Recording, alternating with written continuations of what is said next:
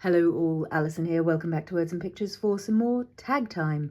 I've got a couple of the Stony textured tags we created, I think it was back in the Simple Summer Stencil series. Stony textures, courtesy of some Tim Holtz stencils. I've just been using a distress crayon to just refresh a few of those sticky up bits of texture there. I'll link to this video down below if you don't remember it, or if you want to refresh your memory of creating these stony textures. But just a little rub of a distress crayon over that, holding it quite flat, and then you can rub it in with your fingers or not, according to how you prefer to do it. So that's just a bit of hickory smoke, and I think this one is ground espresso, just to give me a little bit of a beef up of some of that texture, but also a little bit of earthy edging, because I wanted some browns in there as well as the greys, because as you can see from the other things hanging around on the desk, there is spring sunshine outside today. And yeah, it's March 2025 is when I'm filming this, and so I'm still very much enjoying playing with some of my recent stamp releases. But of course you can use any florals you like, anything you've got, whether that's pre-made stickers or whether it's stamps, to celebrate the arrival of spring. So yeah, I've got a couple of my Crocus Edition stamps here, one with the bulb, one not, and I have gone yellow. I was tinting these with the PaperArtsy tints in a little bit of Friday fun over on the PaperArtsy people group. And yeah, I'm thinking that given the spring sunshine and given the background is deliberately kind of earthy and grungy, I might want to give these a bit of a glimpse of as though the spring sunshine is hitting them. So I've got some distress spritzes here. I have given them a shake, but I'm just giving them an extra little shake to make sure I've got all that lovely shimmering powder around and available. And I just thought I'd quite like to, the tints obviously are matte tints, and I thought I would quite like to give these a little bit of a shimmer in the spring sunshine. So I'm just going to put, this is antique linen. Let's just clean that nozzle. It's a good habit to get into when you're using anything that's got pigment powders, especially sparkly ones in. And this is Fossilised amber. So I'm just going to put a little spritz of each of those onto the mat and use them like watercolour paint with a brush with quite a fine point, hopefully. Yeah, this is just one of those cheap little children's brushes, craft brushes from that certain Swedish furniture store. And yo, look, so that's really interesting. The tints are a tinted glaze, so although they're matte, they do have a bit of a sheen to their finish. And what's happening as I'm applying that is there's a slight beading of the water-based, and the matte tints are water-based as well, but they do have a sealing quality to them. So yes, they are sealing, but it's not stopping that shimmer from sitting over the top. As soon as I've dried that, you'll see, I'll wave it around in the light, and you'll be able to see that that shimmer is actually taking on there. So that's antique linen and, what did I say? Fossilised amber, just going on over the flower heads. And it's very, very sheer because, as you may remember, with the distress spritzes, there's no actual colour in the liquid. The only colour you're getting comes directly from the shimmering mica powders in them. So this is peeled paint, another little wipe of the nozzle, and Rustic Wilderness, which might be a bit full on, but we'll see what we've got. Little tiny yeah, there we go. It might be a bit of a sort of summery green as opposed to a springtime fresh green, but let's just take a look at what we've got. Again, I'm expecting therefore a little bit of resist. I'm going to go in, yeah, so there, can you see what I mean? That's beading up on there. So this is the first time I've applied distress spritzes over tints. So you're getting this as live experimentation. You don't know until you try. Quite often people below the line are asking me, what'll happen if I use X and X, or X and Y? And if I haven't got X and Y, I don't know the answer. You're just going to have to give it a go. and see. And that's how you discover whether. So I'm going to dry this and then I'll find out whether that's willing to stay there. I quite like that beady texture, and I'm going to wave it in the light again. I think that's probably going to be fine when I dry it. I think that's probably going to be willing to stay put. I'm just putting some very gentle extra spritzes of it, extra streaks of it onto those leaves in the background. And what that'll give me, I'm hoping, is a nice little sort of sheen to my plants when they're dry. Maybe I should put some on here as well. Maybe that should be the antique linen, or maybe I need to go and get a grey. Let me go and find one of the neutral spritzes back in a sec. There we go. So I've got a little bit of frayed burlap here, distress spritz. Again, just a little spritz of that onto here. I mean, I know a bulb doesn't shine, but it seems a bit mean to leave it out. Maybe I'll just put it round one side and maybe a little sort of brush down these roots here. Yeah, well, now that I'm doing it, I sort of want to. No, that's quite good because it's adding extra shading around that side. That's all good.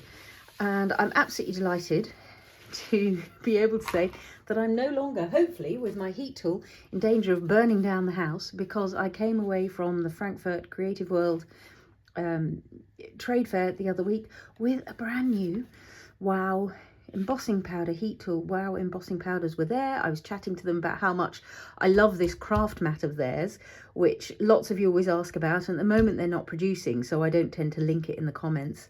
This heat embossing mat, heat resistant silicone craft mat, and they were saying, oh well, you know, maybe it's something we should consider again, and remembering how good it was.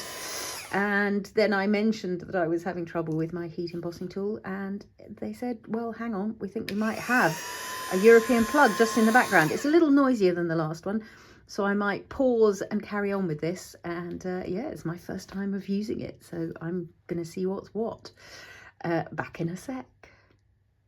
There we go. So now that that's dry, I hope that you can see that gorgeous shimmery catching of the light that is going on across those images. And yeah, that's just the touch of spring sunshine that I wanted to bring over these grungy backgrounds. So it's that contrast that really helps things to sing. I think I'm going to go that way round. I think I want the roots over the big paving stones. I want these here. I've got various other bits and bobs. I've got some little wooden slices here that just came from the local sort of cheapy shop, home decory kind of shop here in the Czech Republic. I'm wondering if I want to mount that up and give us really a bit of dimension on these tags, so that I've got stone and wood. You know, you can't go wrong with lots of textural elements, and I'm quite enjoying that. It's quite three-dimensional, so I'll persevere for now. Or, well, hang on, I've got these little bits of bark here as well that have snapped off after other projects, so maybe that's a bit much, and also a bit formal, that wood slice. Maybe it's more along the lines of, yeah, kind of a crackled bit of tree bark texture. These are just sort of bark panels. I can't remember any longer where I got hold of them, but as you can see, they break perfectly easily. They're very willing to play ball. Maybe it's something that's quite nice, isn't it? And then with the bulb, maybe we can kind of pretend that's below Earth's surface, as it were, whereas these are sitting above on their rocky promontory, barky promontory. Or is that better? I'm just playing at the moment. I'm playing with seeing whether these are the things that are going to please my eye. And then another thing I've got out, because it feels like a long time since I've used them, just scattering bark everywhere as I go. Maybe that's a bit much. That one's all right there. I'm quite enjoying that. We might add a little bit more in a minute. Maybe if I can make that be less of a square-ended thing. I'm just ripping it apart. I could cut it, but at the moment I'm as I say, just experimenting with what I've got. That wants to go in the other direction, maybe. Something like that. Just nestled in there and disguised by where the stamp sits. That's quite nice. That's quite nice. Yeah, so as I was saying, the other thing that's on the craft table today, I've got a few of these Photobooth snapshots, which are favourites of mine for just giving something a human face. There it is. That's as simple as that. Maybe, oh, I do quite like him with his dog. Yeah, he's charming. Let's trim a little bit more tightly. Maybe I want to go right to the edge of the photo, actually, because I don't want to cover up too much of this background. I do like my Stony background. So let's see what we get if we just kind of do something like that. And he's sort of there. Or maybe he's tucked behind. Oh, we're going to lose the dog. No, too low down. Again, I'm just going to position some things, take a look, and maybe it'll all vanish again, because I'll decide that really I'm more interested in nature than in humans at the moment. We'll see. Ah, sigh. Let's trim along there. So she's got a built-in frame, which is quite nice, but I might end up losing it. She could tuck behind there because we don't need all of that, and that frame vanishes anyway. Oh, see, that's quite cute, isn't it? Cute is not a word I'm very fond of, but in this particular case, she's definitely being cute. Ooh, look. Well, there's a balancing act. She's got this side available so that we could do a similar kind of game, and she's also got a built-in frame in the same way, so that's much more pleasing to my eye in terms of visual poetry of repetition and variation. In terms of a balancing act, that gives me, yeah, oh yes, okay, I can work with that. Not sure about this extra bit here. Maybe it wants to go above, not below. Maybe that's the key. There we go. Something like that. Something like that. Something like that. Yeah, it's starting to make me happy. Don't want to lose the crackle too much. Want to make sure I've still got stoniness going on. Got some moss. So this is real dried moss. I've got it in a green tone and I've got it in a sort of beigey tone, so I might pull some of that out just to see if we want to have a play. I'm just tucking some of that behind our crocuses. Spring bulbs. The snowdrops are out here now, but otherwise it's really just shoots. Spring comes quite late here because we're so far east. I mean, not as far east as some places, but yeah, we are eastwards, and that means our spring bulbs tend to be quite slow about coming out. I've got a couple of pre-stamped labels here, both the Tim Holtz Curator labels and some from my own stamp sets. I'm thinking this might be a cut it in half affair and put half on each, and then maybe accompany it with some of the Tim Holtz ones. This is a gorgeous little pharmacy label. The crocuses you're looking at, obviously PaperArtsy stamps. I'll put links to, you can still catch the launch night video and blog post if you want to see more about my springtime releases.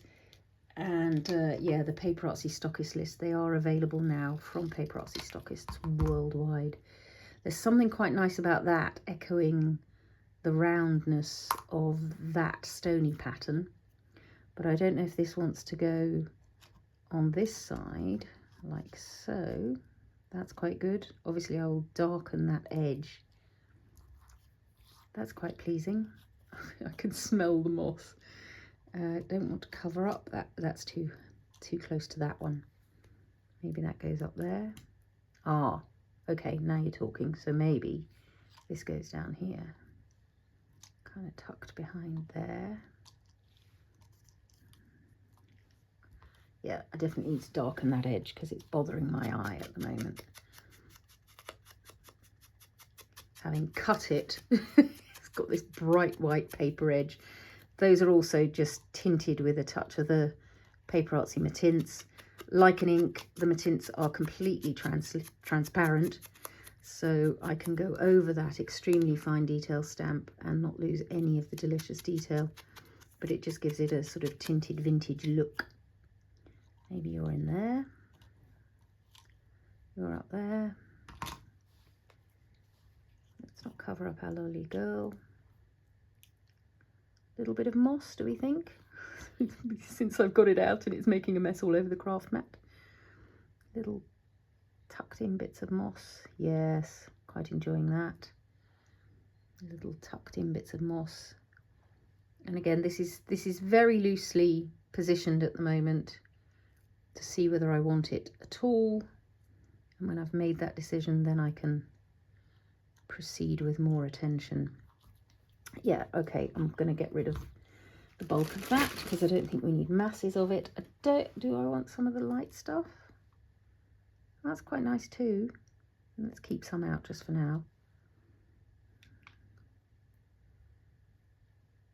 because that paler one just gives us a lovely sort of sense of the light. Good, okay. That also just came from a little home decor shop. This one came from a craft supply store. So yeah, just Google craft moss or organic moss. People use it, I think, also for miniature train layouts and that kind of business. So it's fairly easy to get hold of.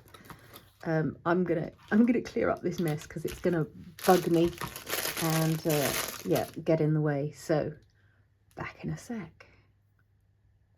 I've cleared the decks a little bit, I've zoomed in a little bit, I've used a bit of my Liquitex super heavy gel to glue down the first of the bark, and I'm just going to use a little bit more of the bark behind these flowers so that they are propped up both at the top and the bottom. So I'm planning to just glue that, I think just on there, I think is the simplest.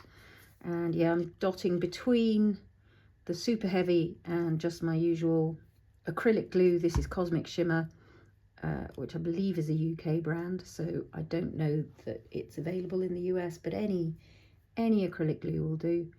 And one that's a bit thicker, so it gives me a kind of a grip, so that's the Liquitex.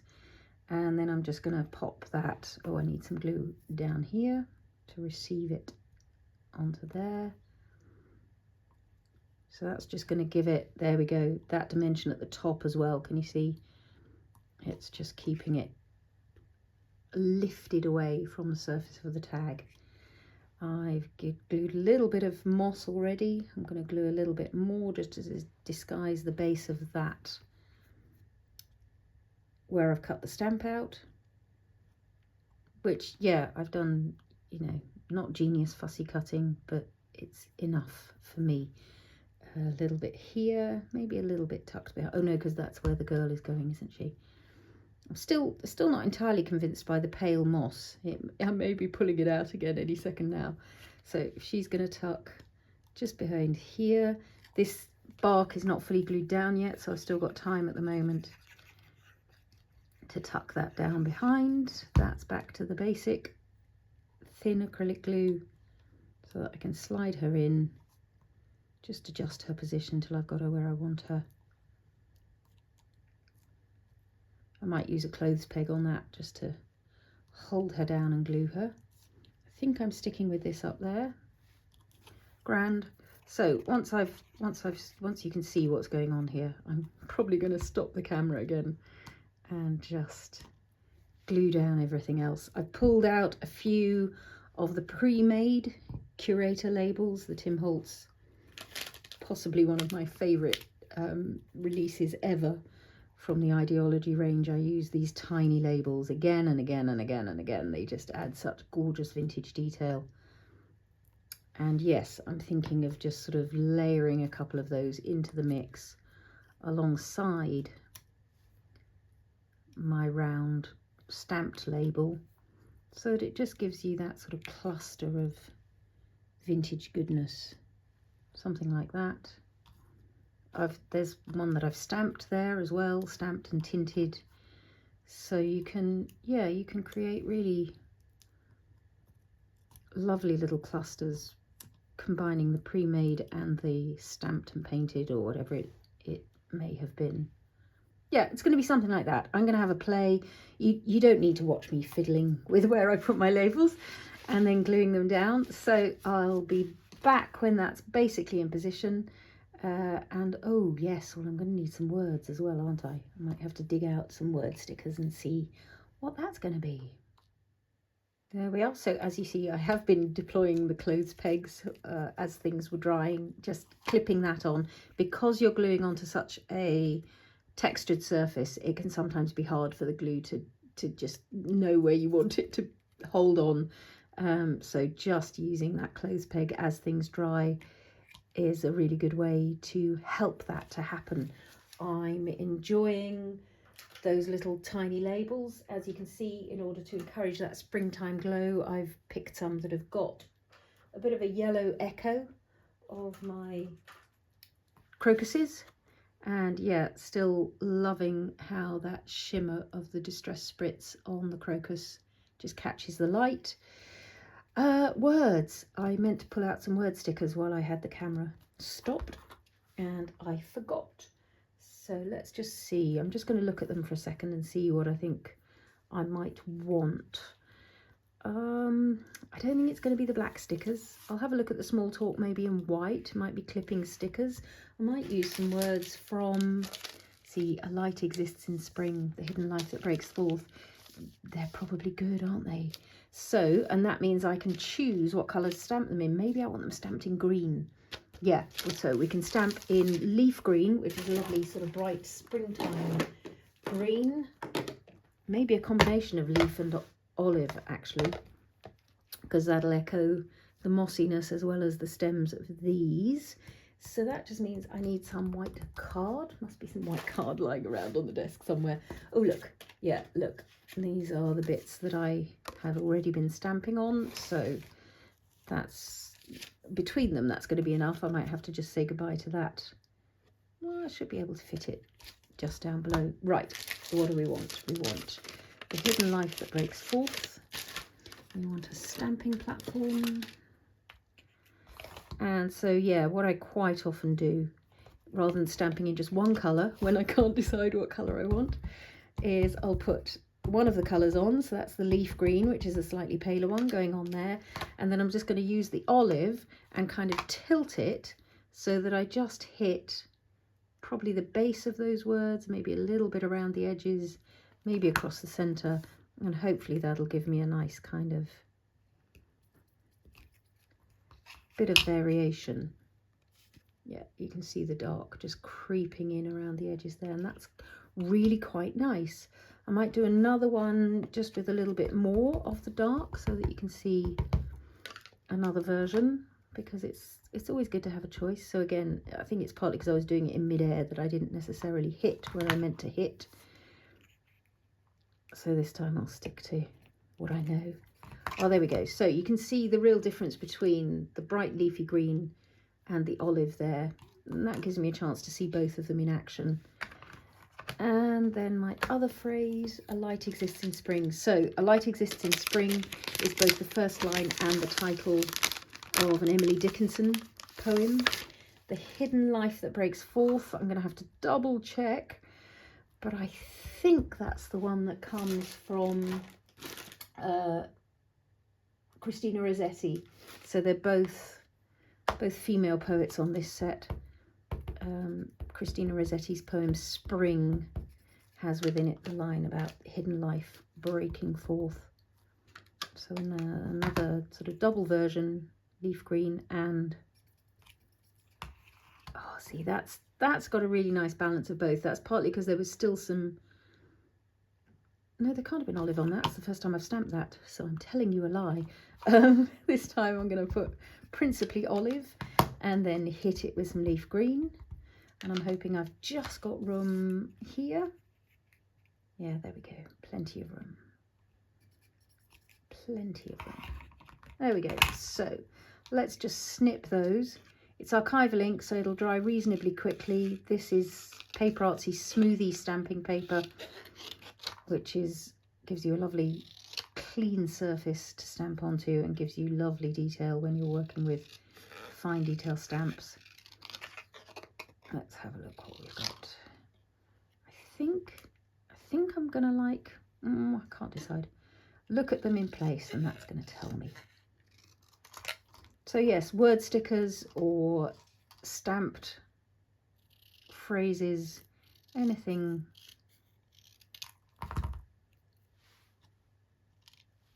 I might break that into two segments in a minute. The hidden life that breaks forth, just snip it in half. Because that's the joy of having poetry fragments, is you can fragment them even further if you want to. A light exists in spring is a lovely short line, so I think that's going to work quite well. Let's pop that there. Yeah, see that's working. And because I like that, I think I'm going to go back and find, where is it? There you are. There's the darker one. I thought you couldn't have vanished. So I could break it even into smaller fragments. I could just take the and the that out. Hidden life breaks forth.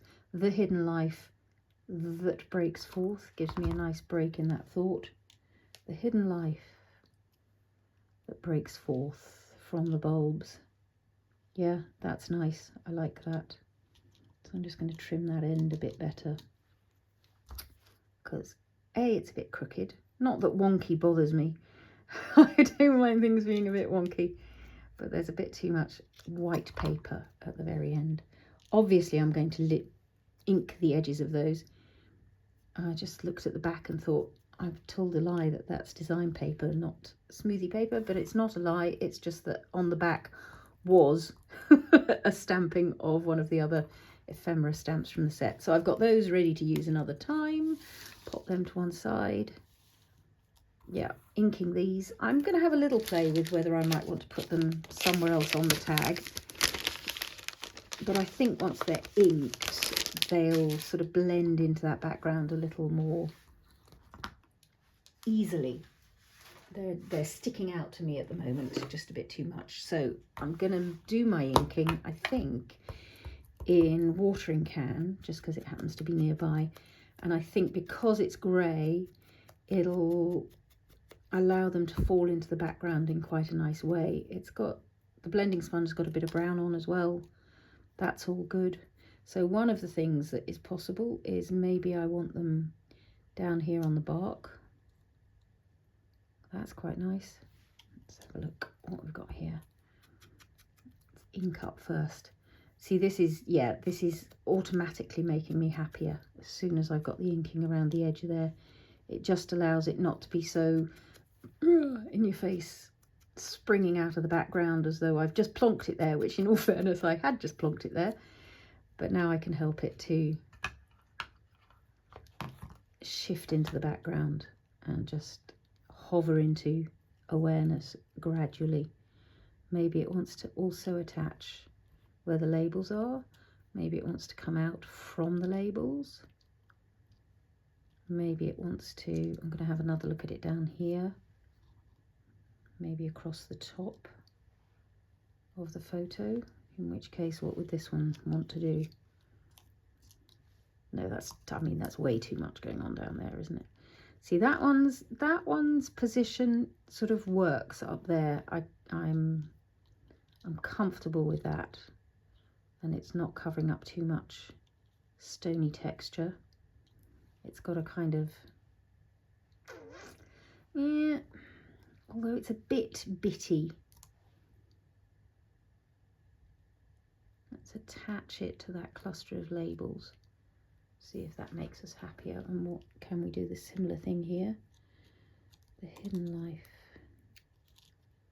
that breaks forth. Just kind of make it again attached to something that's already going on the tag.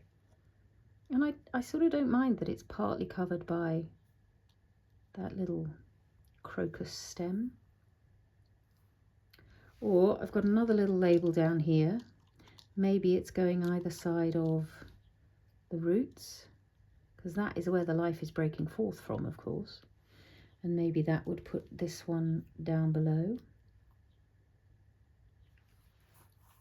I quite like that down there.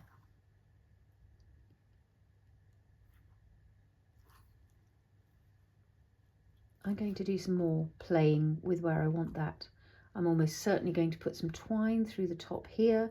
So you're just going to have to come back and dive in for the close-up with me. I will obviously also do a little bit of, in fact, maybe I'll do that now, because maybe it'll tell me a little bit more about where I want these white elements. I'll do a little bit of white painty spatter right now. And yeah, the white painty spatter at this time of year is starting to be little motes of dust dancing in the sunlight, or it's pollen, even the hated pollen. So rather than the frosty snowy look, for me these speckles are now about a kind of light and life dancing around in spring. Where it's gone over the faces, I will wipe it away, which is easily done. Tiny bit of water to just boost that. And it is just, there's a randomness about spatter and a kind of life about spatter, a spontaneity about spatter that just gives me a sense of movement right at the very end of collaging a tag that I really enjoy. It's subtle, but it just changes things a bit. And it gives me a lift, I guess, as much as anything else. I'm going to hit those planks of wood, because that white paint does catch the light as we move through things. Maybe, oh hello, maybe what we need to do is switch to having you have a light exists in spring and you have the hidden life that breaks forth. I'm also wondering whether it's as simple as needing another label for that to come from. Now, there's something not making me happy yet. So I am going to continue to move this around. And as I say, you'll need to come back for when I dive in for the close-up to discover where I finished up putting these words. Maybe I'll banish them. Maybe I'll work without words at all. Yeah, that's not going to happen. Oh, see, oh, that's quite good across the bulb, do you think? I'm gonna have a play and decide, and then I'll come back, as I say, and share this close-up with you. As always, I'll put as much detail as I can about what we've used today down in the description below, and I will also link to the Stony background video episode. Thank you so much for joining me today. As always, your company on this creative journey is deeply appreciated. It's a joy interacting with you below the line, so do leave any comments or questions. A thumbs up helps the channel. Spread the word. If you haven't subscribed, do hit that subscribe button, and you can hit notification, the little bell button, if you want to be amongst the first to know when I've posted a new video. Thanks so much for your company today, and happy crafting all.